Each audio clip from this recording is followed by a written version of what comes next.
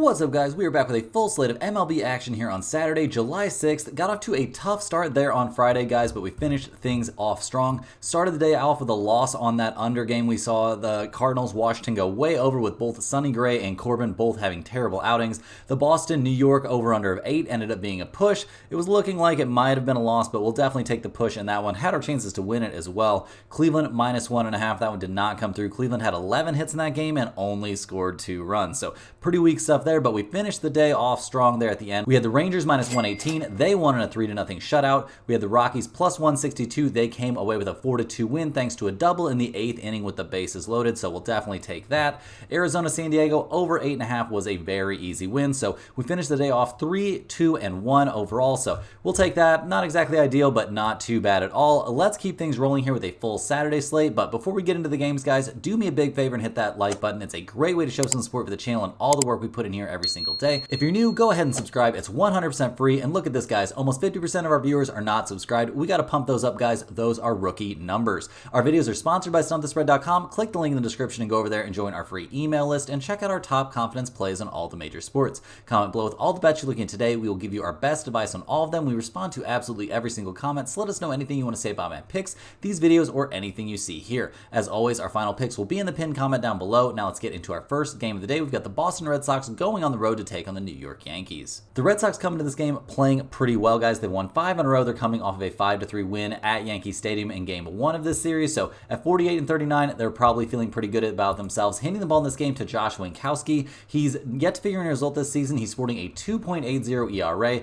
He made a spot start, or what was looking like a spot start initially there against the Padres back on the 30th. He went 5 innings, gave up 4 hits and no runs. He struck out 1 and walked 0. The outing before that, guys, it was a long relief outing where he went 6 innings against the Toronto Blue Jays. He went 6 innings, gave up 6 hits and 2 earned runs. He struck out 8 in that outing. Like, he is looking very, very good, throwing the ball well right now. Absolutely no doubt about it. So he's looking good. How do we feel about the Red Sox bullpen? Well, pretty freaking good, guys. Around 6th or 7th in the majors with a 3.57 bullpen ERA.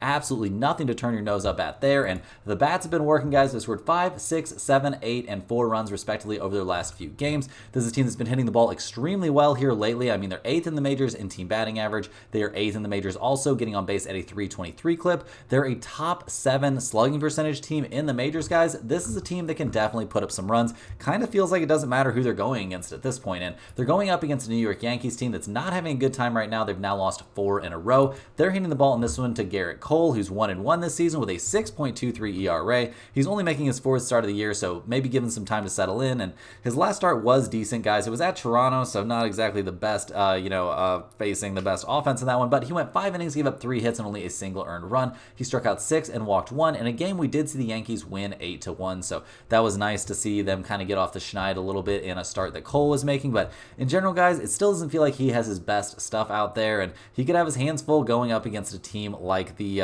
Red Sox. And we also have some question marks about the Yankees bullpen. I mean, over the course of the season, they've been very good, but man, over the last several games, not such hot stuff. I mean, just not looking as good as they have. They're still sporting a bullpen ERA on the season of 3.60, but that is a number that is getting bigger and bigger as the season goes on. We saw Torres aggravate his groin, and he ended up exiting that game, so we don't know when he's going to be back. And yeah, just in general, this team not at 100%. Looking at the Yankees offense right now, definitely banged up. They're still 1st in the majors in runs scored, or tied for 1st. They're 10th in the majors in team batting average, but yeah, guys, just not an offense that's looking like itself right now. They've scored 3, 4, and 2 runs respectively over their last 3 games, and doing poorly against teams like the Reds, not exactly a great look. I mean, Judge can only do so much. They're obviously missing some pretty key guys in that lineup, so once they get back to full strength, maybe they'll be fine, but right now, not looking fine. So looking at the numbers for this game, we see the Red Sox at +154. We see the Yankees at -170. We've got an over-under of 9 in this game. Boston is 28-16 on the road. That's an MLB best road mark.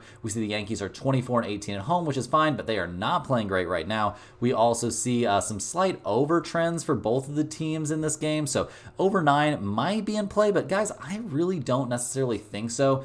I do expect pretty good things here from Winkowski. I think he's going to look good in this game. He's looked good recently, so I'm going to go ahead and ride that trend with him. I'm going to be on the Boston Red Sox plus 154. I don't know if this makes it into the pin comment. It's a pretty sizable underdog once again, but I don't have a ton of faith in Cole yet. I also don't have a ton of faith in that Yankees bullpen, so go ahead and give me the Red Sox in this game. Next on the docket, we're looking at the Houston Astros going on the road to take on the Minnesota Twins. The Astros come in this game fresh off of a third straight win. They won an absolutely insane one, 13-12 after blowing an 8-run inning there in the 9th inning. They came through with the win, that's for sure, but it was absolutely bonkers. They're handing the ball in this game to Hunter Brown, who's 6-5 this season with a 4.07 ERA. We see the Astros are 5-0 over his last 5 starts, and yeah, those starts weren't exactly against the most elite competition, but he's given up only a single earned run over those last 5 starts.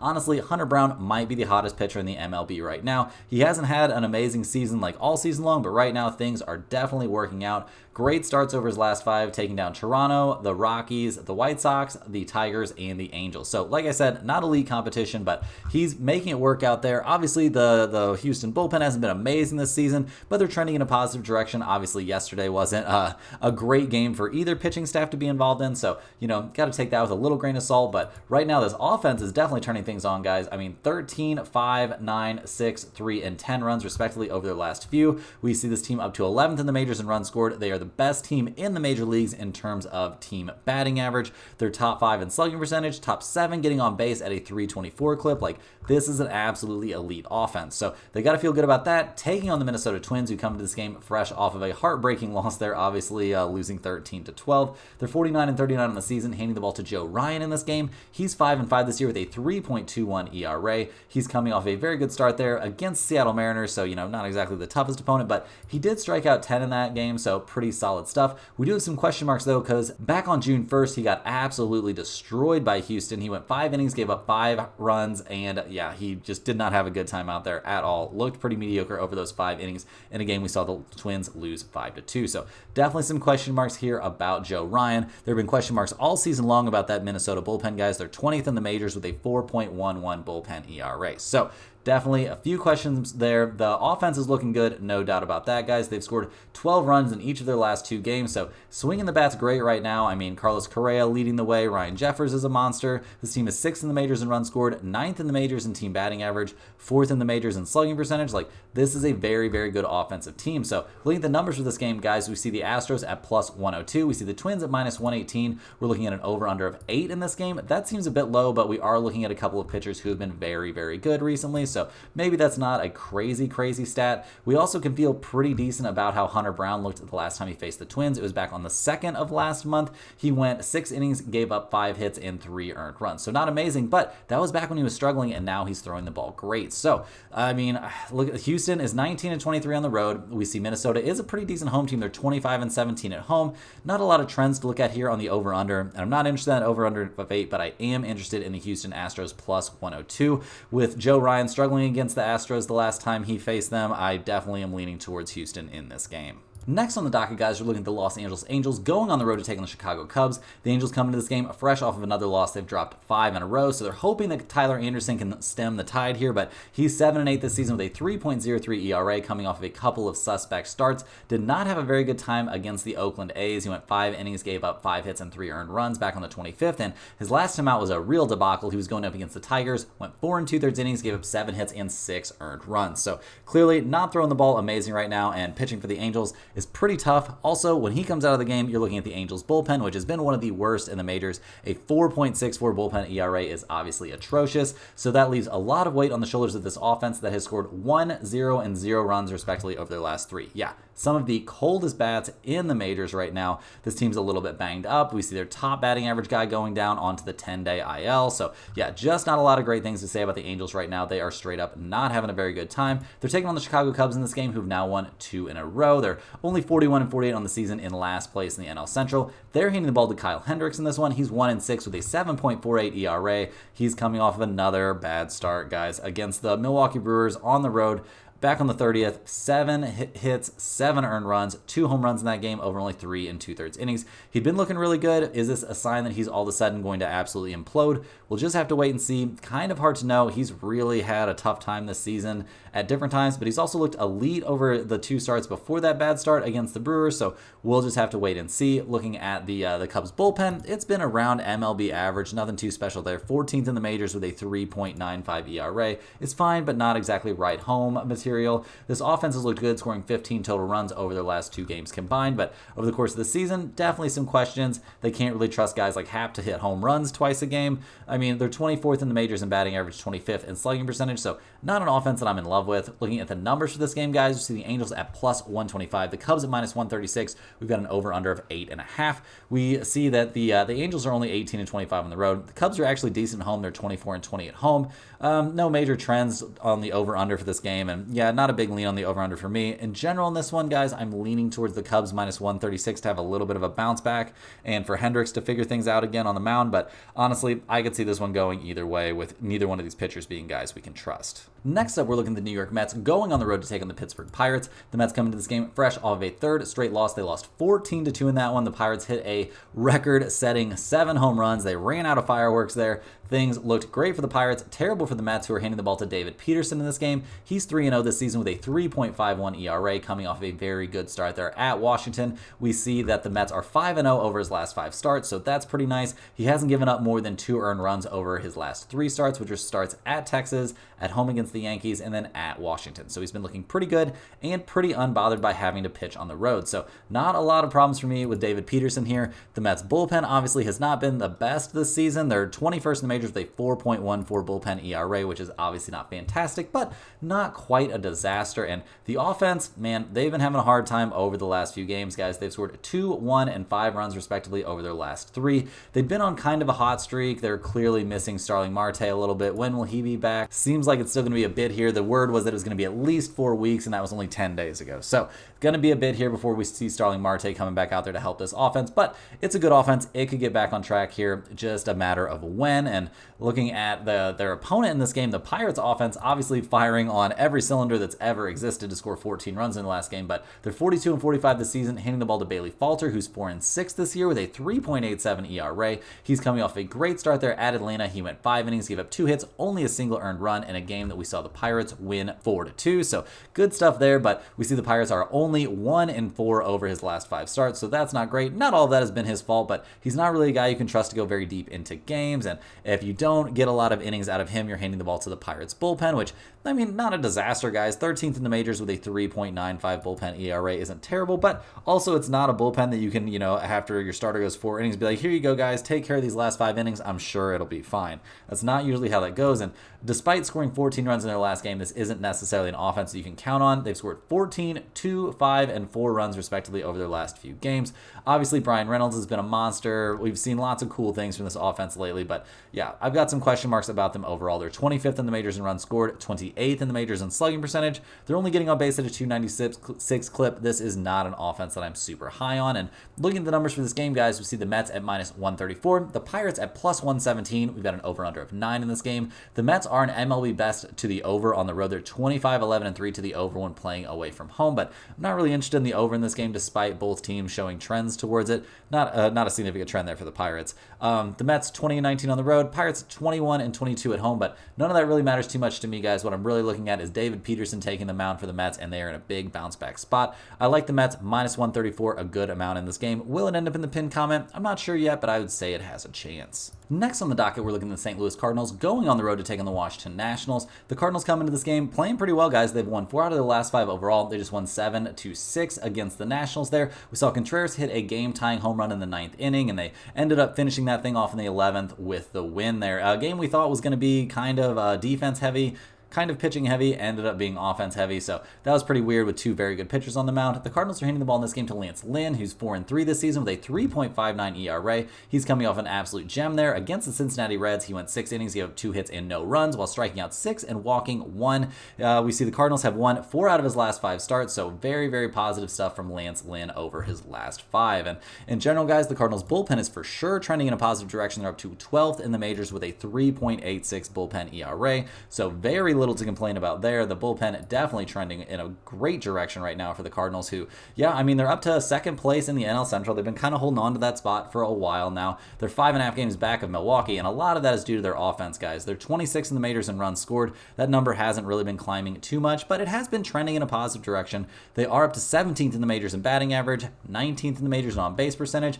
We've seen guys like Contreras come back, and he's looking pretty good. We're seeing good things from Mason Wynn and Nolan Gorman. So, yeah, positives for this offense, generally speaking. Maybe not, an alert the press, top half of the majors kind of offense, but they're putting some things together, and they're hoping they can keep things rolling going up against the Nationals, who are 41 and 47 on the year. Handing the ball to Mackenzie Gore in this game, he's 6-7 this season with a 3.47 ERA. He's coming off a very good start there against the Mets. He went 5 2/3 innings, gave up 5 hits and a single earned run, in a game we eventually saw the Nationals lose 9-7 in 10 innings. So not great stuff there. His start before that was a struggle at San Diego. So, we'll see what we get out of him in this game. It's been a bit of an up and down season, no doubt about that, for pretty much everybody on the Nationals. And the bullpen, though, has held fairly steady. I mean, trending it a little bit down recently. They're down to 15th in the majors with a 3.99 bullpen ERA. Not nearly as good as they have been at other points this season. And the offense continues to be an issue. I mean, they've scored 6, 1, and 7 runs, respectively, over their last 3, which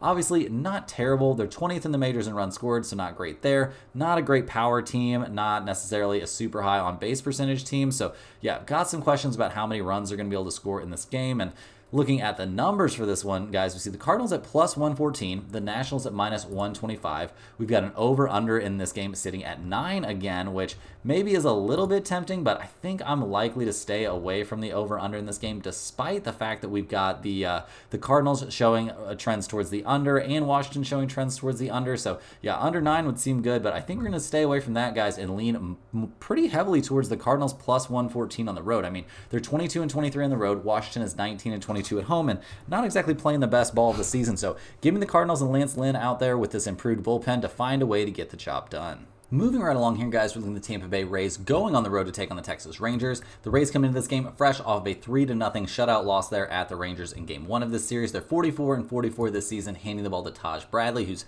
3-4 this year with a 3.42 ERA. He's coming off a good start against the Nationals. He went 5 2/3 innings, gave up 3 hits and no runs while striking out 11. So very good stuff from him there, and honestly, we've seen good stuff from him over his last 5 starts. No doubt about that. Even a good start there, albeit in a loss against the Baltimore Orioles. So he has looked pretty good. He has not faced the Rangers yet this season, so no information to grab there. The problem for the Rays this year has been their bullpen, guys. Their bullpen is sitting somewhere around 22nd in the majors with a 4.28 bullpen ERA. Not exactly great, and not a bullpen that you can trust. That is absolutely for sure. So even if Taj Bradley looks good in this game, how deep is he going to go? I mean, I would say 5-ish innings, maybe 6 innings is pretty much the max you get out of him, and then it's going to be time to take BP against that terrible bullpen. And the Rays offense isn't necessarily going to carry him to wins, guys. I mean, over the last few games, they've scored 0, 10, 2, and 5 runs respectively. So honestly, not the worst stretch in the world for them, but they're bottom third of the majors in runs scored. Not a good power team either. They're 20th in the majors with a 2.37 batting average. Like,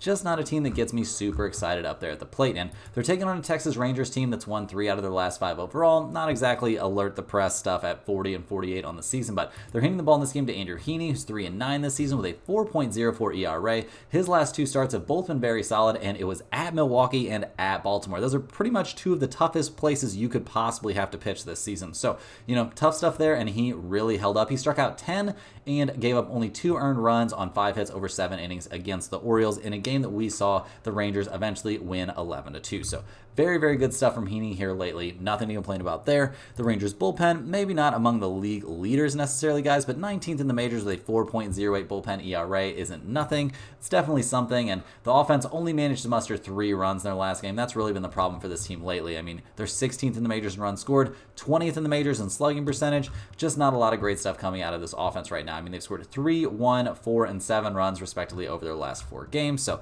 looking at the numbers for this one, we see the Rays at minus 108, the Rangers minus 107. We've got an over-under of 8.5 in this game.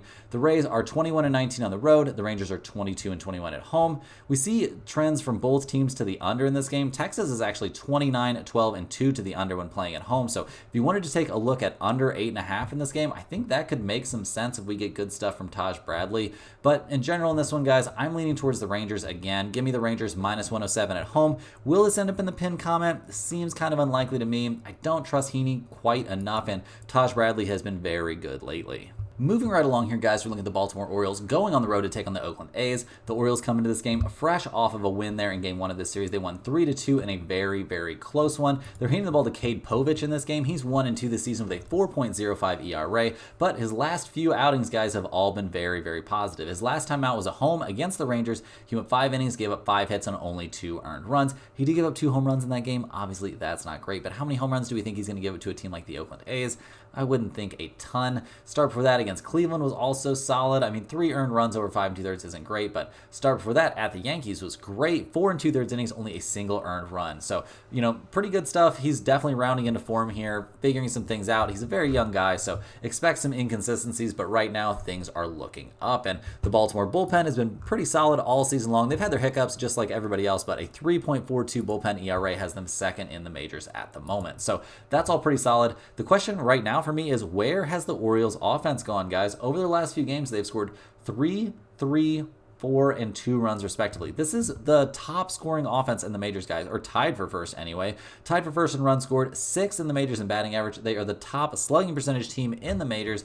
I expect them to get back on track here at some point very, very soon. And who knows, guys, it could be this game. They're going up against the Oakland Athletics, who come to this game fresh off of that 3-2 loss. They're 33-57 this season, handing the ball to Luis Medina. He's 1-3 this year with a 4.80 ERA. He's coming off a very good start there at the Arizona Diamondbacks. He went 6 innings, gave up 4 hits, only a single earned run. Start before that at the Angels was not amazing, and we can't help but notice that over his last 5 starts, the A's are only 1-4. Has that been his fault? It's been his fault in a couple of them. I'd say at least 3 out of those 5, it's pretty much been his issue that has put them at least behind the 8 ball in the game. So we'll see what they get out of him. We'll also see what they get out of their bullpen, which, not going to lie, guys, hasn't been amazing. 23rd in the majors, 4.32 bullpen ERA, pretty bad stuff there. And the offense, guys, it looked good in that series against the Angels, not going to lie, but right back in the crapper in this game against Baltimore, scoring only 2 runs. They're 28th in the majors in runs scored, 28th in the majors, batting .221 as a team. Just not a very good offensive squad, guys. No way around that. They're just not good at the plate. And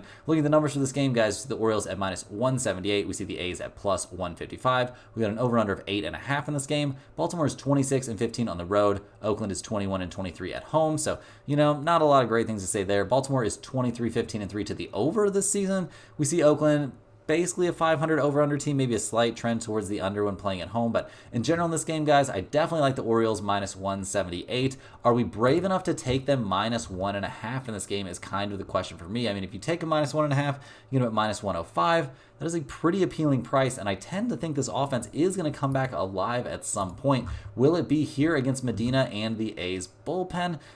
Seems like maybe a slightly big ask, but yeah, in general, guys, I'm going to be leaning towards Baltimore in this game one way or the other. Are we going to get greedy and take a minus 1.5? We'll just have to wait and see. Next on the docket, we're looking at the Chicago White Sox going on the road to take on the Miami Marlins. The White Sox come to this game fresh off a 3-2 win there in Game 1 of this series. We saw Drew Thorpe throw a very solid 6 1/3 innings, and yeah, the White Sox managed to muster up 3 runs, and that was all it took. They're handing the ball in this game to Garrett Crochet, who's been a monster this season. He's 6-6 with a 3.02 ERA, coming off of a very good start there against the Colorado Rockies. He went 7 innings, gave up 5 hits, 2 earned runs, while striking out 11 and walking 0. He's looked really good this season, just in general. He's definitely one of the reasons this team has faith for the future.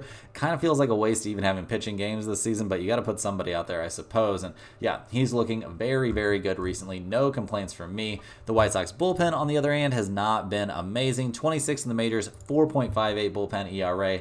Not something we're super interested in, although they've been looking better recently, guys. No doubt about it. They've been looking better. This team is throwing the ball relatively well, in terms of starters and coming out of the pen. Just over the course of the season, not amazing. And over the course of the season, guys, the offense, not good at all. Dead last in runs scored, almost dead last in all the major categories. They're second to last in some of them now, so, maybe that's a positive trend, but faith for the future, maybe not faith right now for the White Sox. And they're taking on the Miami Marlins, who come into this game losers of 5 in a row. They're handing the ball in this one to Yanni Chirinos. He's coming into this game fresh off of a pretty weak performance there at the Phillies, albeit it was at the Phillies, guys. Cut the guy a little bit of slack. He went 4 1/3 innings, gave up 9 hits and 3 earned runs, so he did battle out there. Could have been worse than it was. He's looked good over his 3 starts this season, no doubt about it. So we'll see if he can bounce back here a little bit going up against a team like the White Sox. Seems very bounce backable to me, but he is going up against a very, very tough opponent in Garrett Crochet. So, we'll see what he can do. We'll also see what this Miami Marlins bullpen can do. They're 27th in the majors with a 4.59 bullpen ERA. So obviously, that is not ideal, and neither is their offense. They've scored 2, 5, 2, and 3 runs, respectively, over their last few, so not exactly great offense there. They're 29th in the majors in runs scored, 30th in the majors in slugging percentage, also dead last in on-base percentage, so a pretty terrible offense. And looking at the numbers for this game, guys, we see an over-under of 7, so, the odds makers not seeing a lot of offense coming here. The White Sox are minus 164. The Marlins are plus 150. We see the White Sox are 10 and 35 on the road. That's an MLB worst road record. Miami is 16 and 31 at home. That's an MLB worst home record. Yeah, we see Miami as a huge over team at home. They're 32, 14, and 1 to the over when playing at home. And we also see the White Sox are a slight over team on the road, but not probably going to be taking the over in this game, despite both bullpens being terrible. So if each starter gives up 1 or 2 runs and then the bullpens come in and look terrible, there's your over there, no problem. But in general in this game, guys, I'm going to lean slightly towards the Marlins plus 150, but overall, this is kind of a stay away spot for me. I don't really know what to expect from either side. If you wanted to take maybe the White Sox in the first 5 or something like that, it could theoretically make sense, but I don't know. Chirinos is a good pitcher, and the White Sox, not a lot of offense. So pick your poison here. For me, it's just a small flyer on the Marlins plus 150. Moving right along here, guys, we're going to briefly touch on the Tigers against the Cincinnati Reds. The numbers aren't out for this game yet. We don't have a confirmed starter for the Tigers. The Tigers come into this game fresh off a 5-4 win in Game 1. We saw Reese Olson look very good, and they managed to put up 5 runs and come away with the win.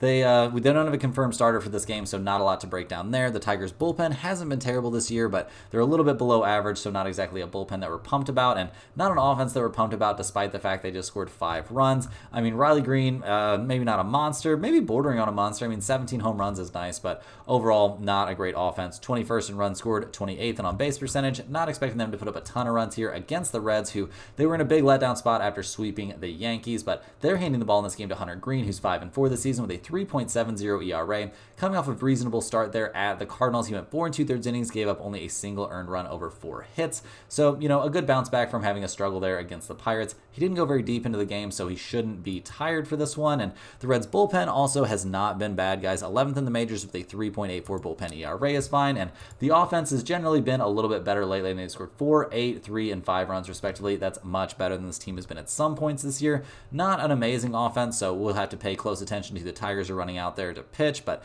we'll see which way we lean in this one. If it ends up in the pinned comment, guys, you'll have to check back at the end once we see some numbers. It could even end up getting added in the morning at some point. Next up, we're looking at the San Francisco Giants going on the road to take on the Cleveland Guardians. The Giants come into this game winners of their last 2 in a row and 4 of their last 5 overall. They're 44 and 45 on the season, handing the ball to Kyle Harrison in this game. He just came off a 15-day IL there with an ankle injury. He's 4-3 this season with a 3.96 ERA. His last start was back on the 10th of last month at Houston, or not at home against Houston. He went 6 1/3 innings, gave only a single run on 4 hits. So pretty solid stuff from him there. It was a bounce back. He's had his struggles this year, not exactly like a shutdown starter, so we'll see what he looks like here coming off of an ankle injury, which shouldn't be the biggest deal. I would think he'd be pretty much ready to go for this game. The Giants bullpen this season, guys, can't really trust them once they go away from their starter in this game, but they've been finding a way lately, guys. Recently things have looked a bit better, so take that with a pinch of salt. They've scored 4, 4, 1, and 5 runs respectively over their last 4 games. We've seen the offense trending in a positive direction and the bullpen trending in a positive direction.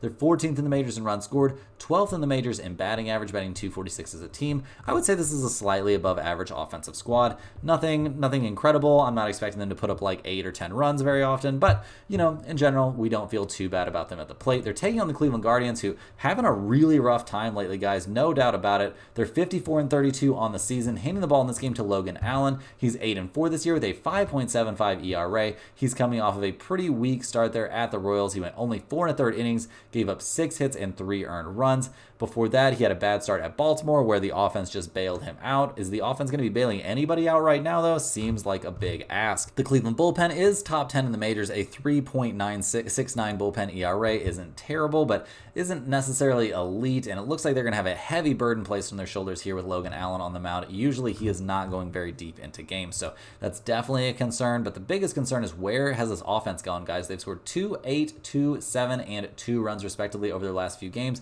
and that spans a 3-game series against the White Sox, 1 game against the Giants, and 1 game against the Royals.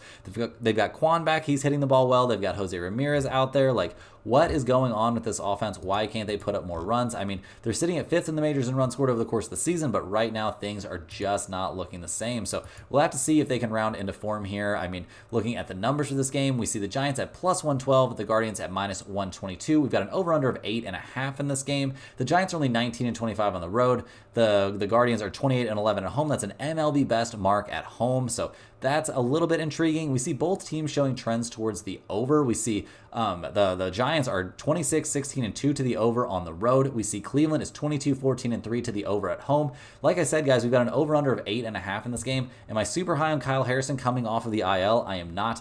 Am I super high on Logan Allen, a guy that's sporting an ERA of well over 5.5? I also am not. Go ahead and give me over 8.5 in this game, guys. I think it's very, very live. I think we're going to see the Cleveland offense finally come alive and put up some runs. Is this going to go in the pinned comment? Not exactly sure that I have enough faith in Cleveland right now to do that, but man, in this position, it seems like a pretty solid spot. Moving right along here, guys, we're looking at the Toronto Blue Jays going on the road to take on the Seattle Mariners. The Blue Jays come to this game losers of their last 3 in a row. They lost game 1 in Seattle 2-1, so yeah, not what they were looking for. They're handing the ball in this game to Yariel Rodriguez, who's 0-3 this season with a 4.63 ERA. He is coming off a very good start there against the Houston Astros, where he went 6 2/3 innings, gave up 2 hits and only a single run. He struck out 6 and walked 2 in that game.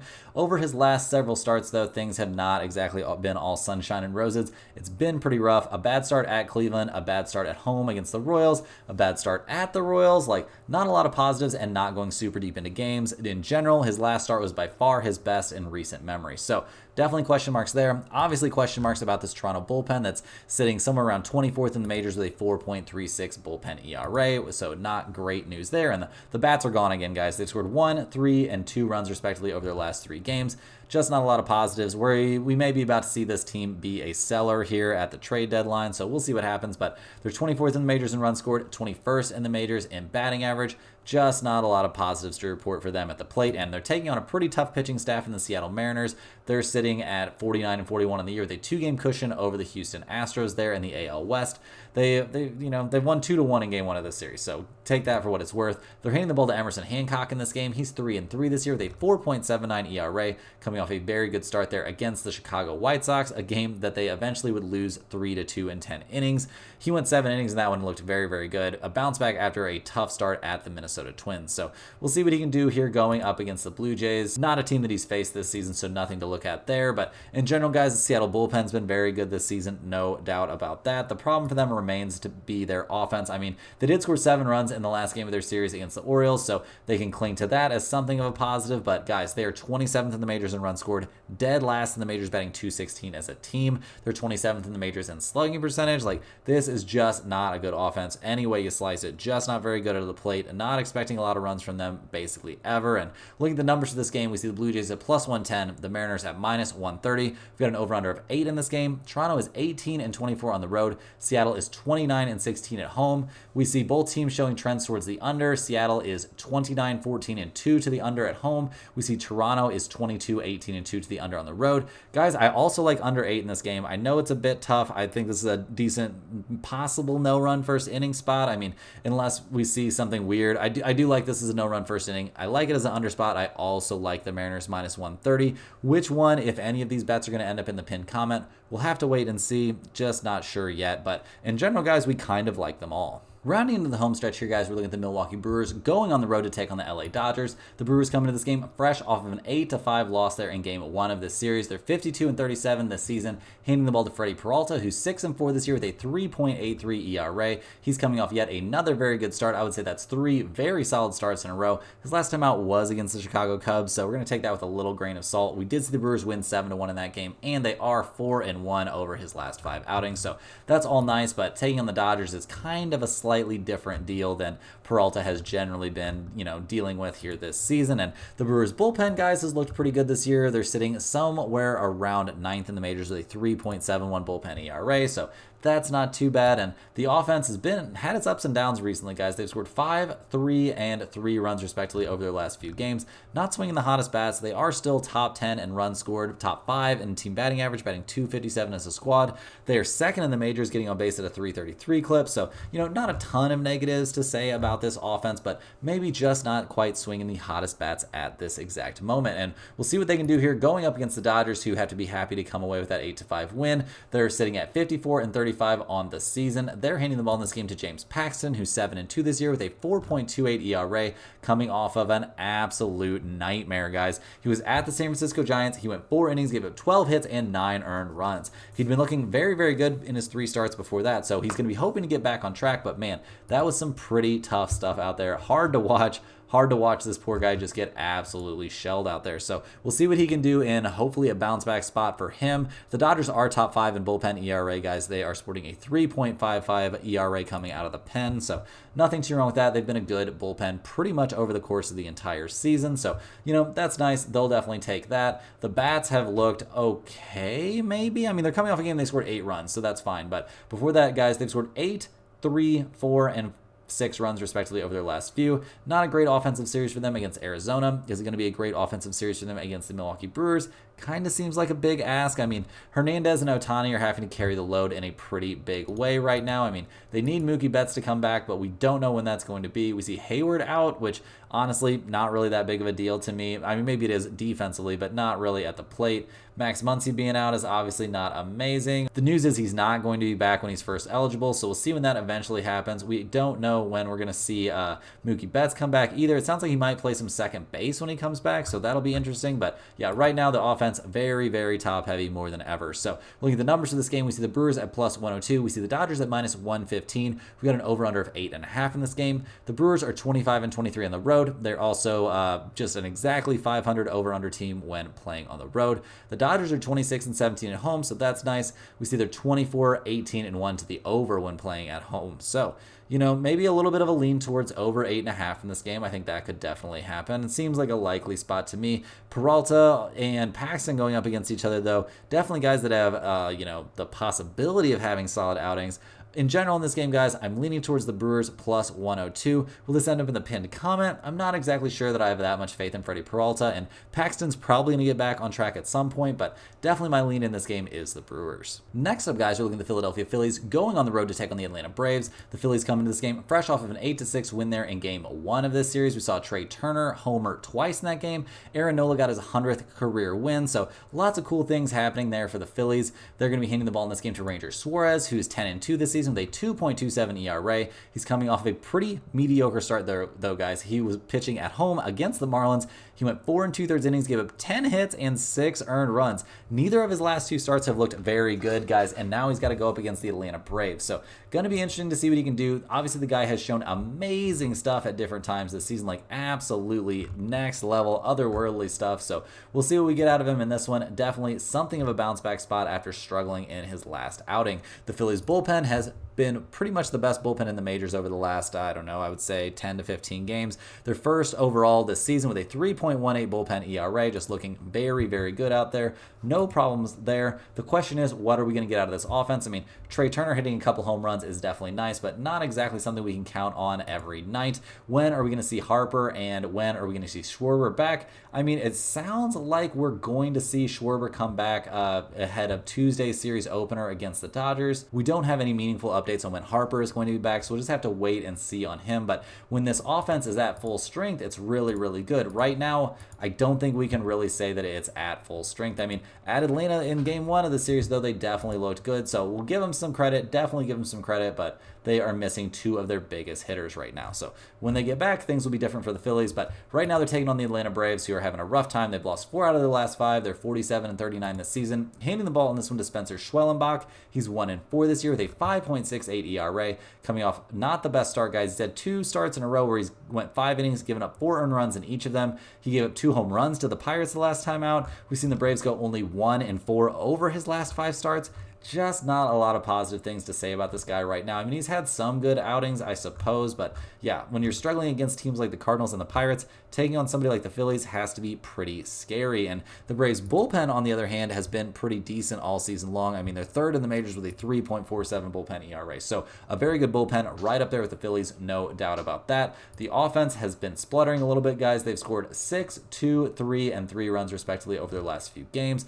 Ozuna not having the best time like he was early in the year. This team is down to 19th in the majors in runs scored, 16th in the majors in batting average. They're getting on base at a 308 clip, which maybe not a disaster, but also not great. So yeah, they're going to have to figure something out here, and it's not looking too hot for them at the moment. I mean, the Phillies are minus 108 in this game. The Braves are minus 105. We've got an over-under of 8.5 in this game. The Phillies showing trends towards the over on the road. Atlanta is a big under team at home. They're 27, 16, and 1 to the under when playing at home. They're also 27 and 17 at home this season overall, but the Phillies are not a shabby road team themselves, and with Ranger Suarez out there, I'm definitely leaning towards the Phillies. Obviously, he's going to need to bounce back and throw the ball a lot better than he has lately, but who better to do that against than a floundering offense? So give me the Phillies in this game, and they've definitely got a chance to end up there in the pinned comment. Next up, guys, we're looking at the Kansas City Royals going on the road to take on the Colorado Rockies. The Royals come into this game fresh off of a tough loss there in Game 1. They've lost 3 out of the last 4 overall to fall to 48 and 42 this season. Handing the ball in this game to Seth Lugo, hoping that he can get things back on track for him. He's 11-2 this season with a 2.17 ERA coming off of back-to-back dominant starts, guys. He was at home against the Cleveland Guardians. His last time out, he went 6 innings, gave up 4 hits, and no runs. So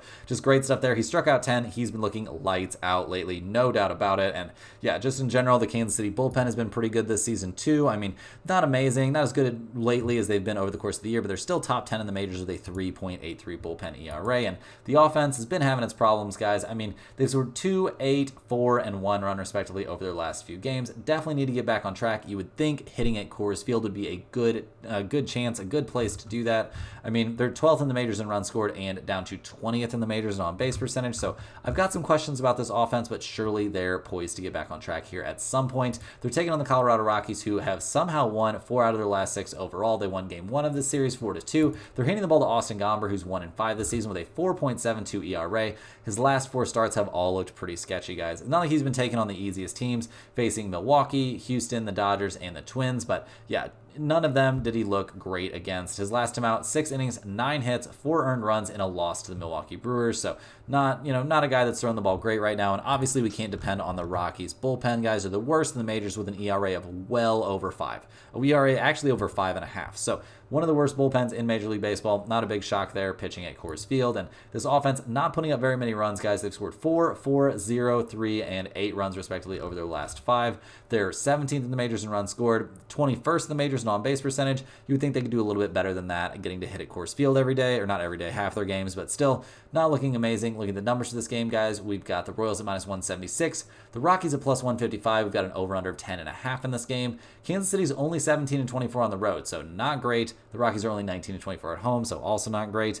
We looking at an over-under of 10.5 in this game, and the Royals are 24, 14, and 3 to the under. The Rockies are, when they're playing on the road, the Rockies are 21, 21, and 1 over-under at home, so, a 500 over-under team. But yeah, 10.5 seems like a very big number to me with Seth Lugo on the mound. So unless the odds makers are thinking that the Royals are going to score so many runs that they cover this all on their own, I'm leaning towards the under in this game for sure, but I'm also leaning towards the Royals minus 176. I think they're going to get things figured out here with Seth Lugo on the mound. I don't think they're too scared of Austin Gomber for all the obvious reasons. Not throwing the ball great recently, and yeah, just the season in general. He's had his moments, but not a ton of great ones. So give me the Royals minus 176 or that under in this game. It has a chance to end up in the pin comment. Last but not least here, guys, we're looking at the Arizona Diamondbacks going on the road to take on the San Diego Padres. The Diamondbacks come into this game fresh off of a 10-8 loss there at San Diego in Game 1. They're 43 and 45 on the season, handing the ball to Brandon Pfaadt, who's 3-6 this year with a 4.28 ERA. He's coming off of a very good start there against the Oakland A's, guys. He went 6 innings, gave up 5 hits, only a single earned run, and he hasn't been terrible over his last 5 starts in general, although the last time he faced the Padres, guys, it was pretty ugly. That was back on the 7th of last month. He went 5 1/3 innings, gave up 9 hits and 5 earned runs, including 3 home runs. So yeah, a little bit rough there. Not a lot of great things to say about how he looked in that game. And obviously, guys, the Diamondbacks bullpen has been pretty terrible. 28th in the majors with a 4.26 bullpen ERA is Not good, not good at all. And this offense, guys, I mean, they're coming off a game where they scored 8 runs, and they've been swinging the bats well. They've scored 8, 9, and 12 runs, respectively, over their last 3 games. This offense seems like it's back on track. They're top 10 in runs scored, top 7, batting .253 as a team. They're 5th in the majors and on base percentage. Like, this is a team that can absolutely swing it, and they are swinging it right now. No doubt about it. So we'll see what they can do here, taking on the Padres, who've now won 3 in a row. They're up to 49 and 43 this season. They, looking pretty good right now, handing the ball to Matt Waldron in this game, who's 5-7 with a 3.56 ERA. He needs a little bit of a bounce back after some trouble there at Fenway. He went 4 1/3 innings, gave up 6 hits and 4 runs. He gave up 2 home runs in that game. The last time he faced the Diamondbacks, he did look very good. He went 6 innings, gave up 3 hits and only a single earned run. Over, 6 innings, that's not a bad outing at all. And it was a game that we saw the Padres win 13-1. So, in general, feel decent about Waldron on the mound. We also feel, maybe a little bit better about this Padres bullpen, but not amazing. I'm not going to say amazing. They're 18th in the majors with a bullpen ERA of over 4. So, question marks there. Not a lot of question marks about this offense, guys. They've scored 10, 3, and 6 runs, respectively, over their last 3. Seems like they're figuring stuff out. It sounds like we're not going to see Tatis back until after the All-Star break. Sounds like he's not going to be participating in the All-Star game, so that makes me think we are not going to see him back before that. So, yeah, it's been a little bit tough. That triceps injury is clearly a lingering problem. So, looking at the numbers for this game, guys, so the Diamondbacks at +110, the Padres at -120. We've got an over-under of 7.5 in this game. 7.5? We see that San Diego is 27-17-1 to the over at home. We see Arizona's basically a 50-50 over-under team, but they are swinging some hot bats right now. Guys, I definitely like over 7.5. That's for sure going in the pinned comment. I also think there's a good reason to take the Padres -120. So this could be a 2-for, guys. We could be taking over 7.5 and the Padres in this game. I like both of these spots an awful lot. That's all the games we have for today, guys. Hit that like button for good luck on all of your bets and subscribe to the channel if you're new. Let me know in the comments any questions you have on today's slate. Thanks for watching. You can click the link in the description to check out StumpTheSpread.com, and we'll see you guys tomorrow for more sports betting action.